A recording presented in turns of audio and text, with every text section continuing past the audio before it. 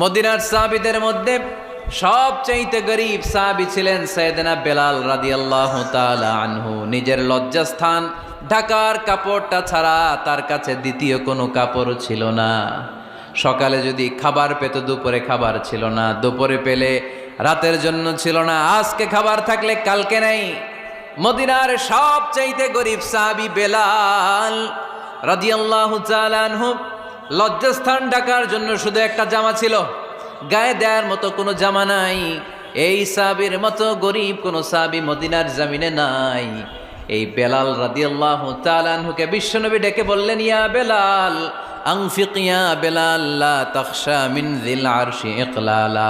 ও বেলাল, আল্লাহর রাস্তায় দান করো, কারণ আমার আল্লাহর ধনভাণ্ডারের কমতি নাই। সাইয়েদনা বেলাল রাদিয়াল্লাহু তাআলা আনহু সবচেয়ে গরীব। শুনতেছেন?